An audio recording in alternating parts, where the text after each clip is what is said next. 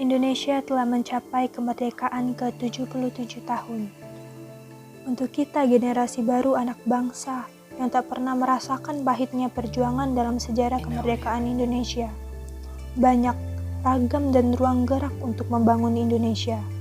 Sebagai pembelajar, sebagai guru, sebagai ASN, sebagai pengusaha, atau sebagai apa saja, berkaryalah, berinovasilah, terus membangun Indonesia. Bangsa yang utuh dan merdeka akan sulit ditandingi apabila kita memahami makna dari wawasan kebangsaan. Wawasan kebangsaan adalah cara pandang bangsa Indonesia mengenai diri dan lingkungannya, mengutamakan kesatuan dan persatuan wilayah dalam menyelenggarakan kehidupan bermasyarakat, berbangsa, dan bernegara.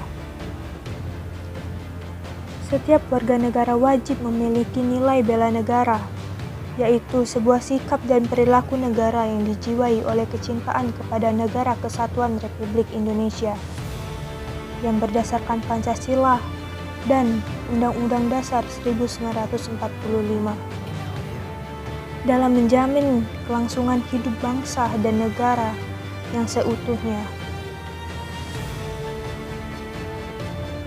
Sebagai kepribadian bangsa, Pancasila sejatinya cerminan jati diri bangsa Indonesia, sehingga siapapun yang terlahir dan menghirup udara di Republik ini wajib menjaga dan melestarikan serta menjunjung tinggi Pancasila, khususnya nilai-nilai dari setiap butir Pancasila.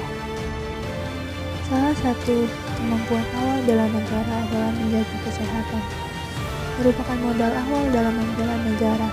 Karena di dalam tubuh yang sehat terdapat jiwa yang kuat.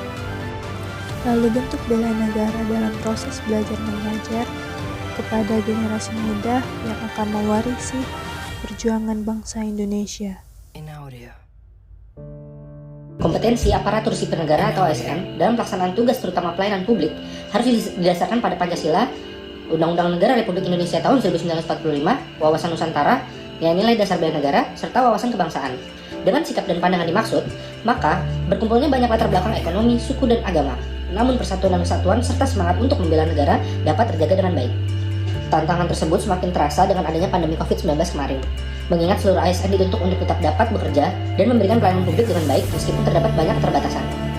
Guna mengantisipasi perubahan spektrum AGHT atau ancaman, gangguan, hambatan, dan tantangan, ASN harus terus berupaya melakukan pembinaan dengan mengangkut nilai-nilai bela negara sesuai dengan konsepsi bela negara, serta selalu tanggap terhadap perubahan lingkungan strategis, mendiagnosa berbagai permasalahan, serta mengelola perubahan. Menggunakan produk-produk dalam negeri untuk apa? Agar ekonomi negara kita itu menjadi lebih bagus.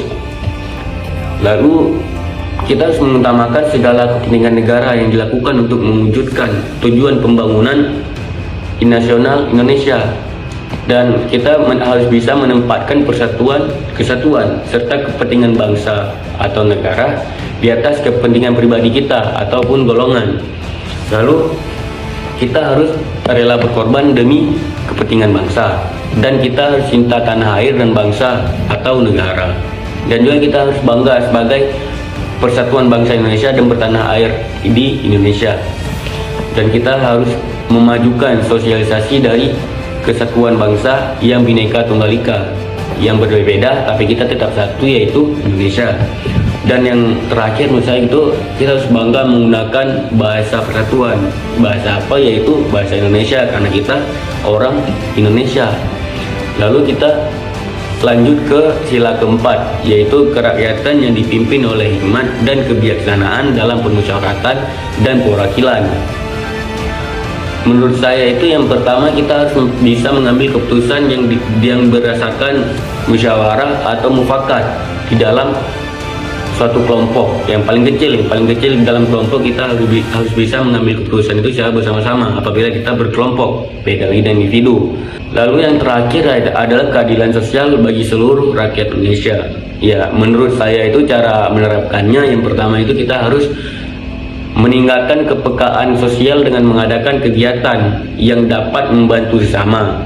Seperti contohnya mungkin bakti sosial, donor darah, konser amal, dan lain-lain yang bisa membantu sosial masyarakat sekitar. Itu paling kecil masyarakat sekitar.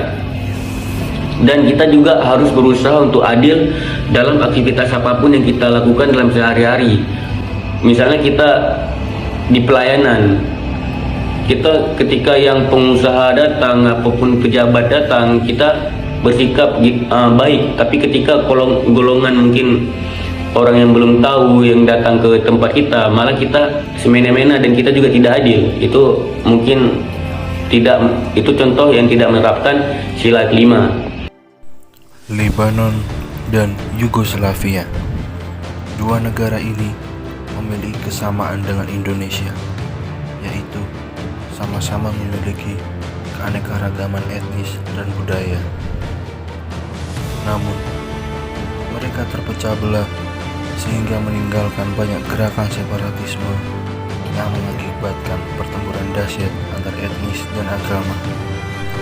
Lebanon yang pecah pasca upaya pembunuhan Presiden Peter Gamayel mengakibatkan antar agama berperang dan saling menaruh curiga. Yugoslavia sebelumnya adalah negara yang berpengaruh di Eropa, namun tidak dapat memberikan rasa adil bagi masyarakatnya, dan dominasi etnis Serbia yang membuat pergerakan separatisme yang dilakukan oleh Bosnia, Albania, Kroasia, Kosovo, dan Makedonia. Sesungguhnya kita sangat beruntung sebagai bangsa Indonesia yang sudah menerapkan nilai luhur sebelum kata Indonesia itu ada.